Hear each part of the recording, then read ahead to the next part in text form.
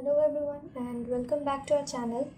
तो जैसा कि लास्ट वीडियो में बताया था कि होम्योस्टैसिस एक बहुत ही इंपॉर्टेंट टॉपिक है, एग्ज़ाम्स में पूछा ही जाता है। तो मान लो एग्ज़ाम्स में क्वेश्चन आया कि what is homeostasis, right in detail about the process of homeostasis and it's mechanism etcetera. तो हमें उसे आंसर कैसे करना है हम इस वीडियो में देखेंगे।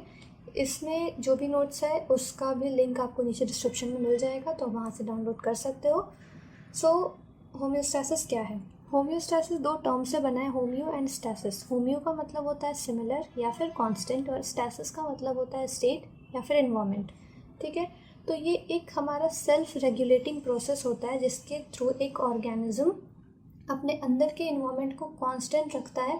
एक्सटर्नल एनवायरनमेंट में कोई भी चेंज आए उससे उसे कोई फ़र्क नहीं पड़ता। तो इसी प्रोसेस को कहते हैं सेल्फ रेगुलेटिंग। मीन्स हमें बाहर से कुछ नहीं करना है, ठीक है, हमें बाहर से किसी भी चीज़ का इनटेक नहीं करना है बॉडी के अंदर जिससे वो प्रोसेस हो। ये प्रोसेस खुद होता है, जैसे जैसे चेंज हुआ ये डिटेक्ट करेगा और ये चेंज अपने अंदर कर लेता है। ठीक है, अब जो हमारा कहने का मतलब है कि स्टेबल इंटरनल इन्वायरमेंट, तो इंटरनल इन्वायरमेंट में क्या क्या आता है? जैसे हमारे बॉडी का टेम्परेचर जो फिक्स्ड है, human body temperature 37 degree Celsius होता है।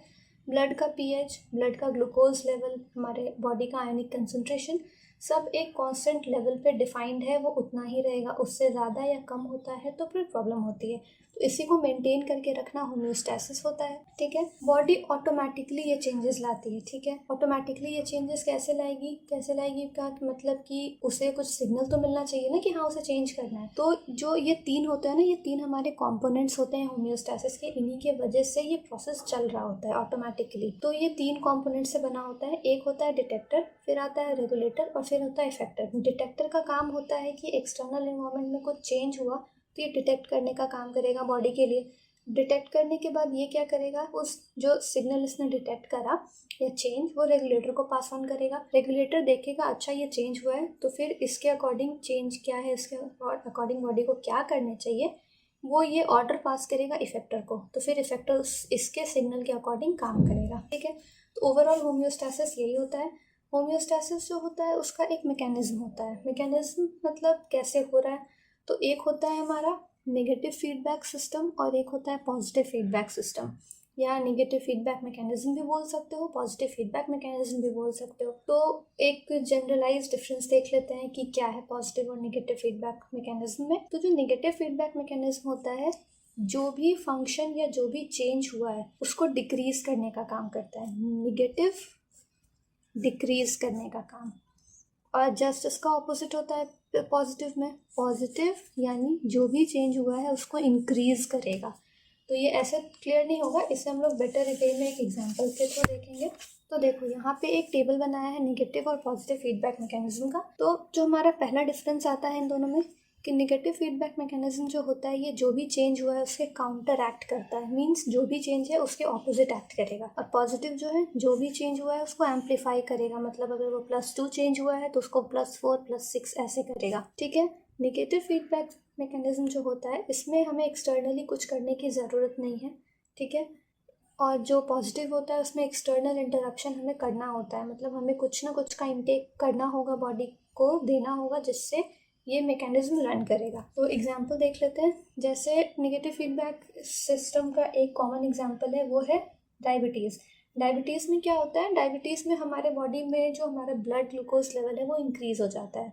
इंक्रीज़ क्यों होता है, तो जो बॉडी का ग्लूकोज लेवल उसको मेंटेन करने का काम होता है एक हार्मोन का, जो है इंसुलिन। इंसुलिन हमारा कहाँ से आता है, इंसुलिन हमारा पैनक्रियास सिक्रेट करता है। तो जब पैनक्रियास इनफ इंसुलिन सिक्रेट नहीं कर पाता है तो जो ब्लड में ग्लूकोज है जिसको सेल में जाके एब्जॉर्ब हो जाना चाहिए था वो एब्जॉर्ब नहीं होता है, वो ब्लड में ही घूमता रहता है। ठीक है, तो ये कंडीशन होता है डायबिटीज़ का। तो यहाँ पे क्या हुआ, ओवरऑल इंसुलिन का लेवल डिक्रीज हो चुका है, मतलब हमारे ब्लड में इंसुलिन कम हो रहा है। ठीक है, इसे हमें बढ़ाना है तो जो डिटेक्टर था वो इसे डिटेक्ट करेगा कि हाँ ब्लड ग्लूकोज बढ़ा हुआ है, इंसुलिन कम हो गया है।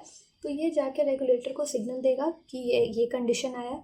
रेगुलेटर क्या करेगा, पैनक्रियास को फिर सिग्नल देगा कि हाँ भाई तुम इंसुलिन का प्रोडक्शन बढ़ाओ, ब्लड में ग्लूकोज एक्सेस हो रहा है। ठीक है, तो फिर ये करेगा, रेगुलेटर जाएगा, पैनक्रियास को सिग्नल देगा और फिर पैनक्रियास फिर इनफ इंसुलिन सिक्रीट करने लगेगा। ठीक है, तो ये था हमारा नेगेटिव फीडबैक मैकेनिज्म।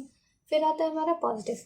पॉजिटिव का भी बताया कि जैसे वो सिग्नल हो या फिर जो भी चेंज है उसको एम्पलीफाई करता है, एक्सटर्नल इंटरप्शन की ज़रूरत होती है। इसका एक कॉमन एग्जांपल है जिसे हम लोग बेटर वे में समझ सकते हैं इसे।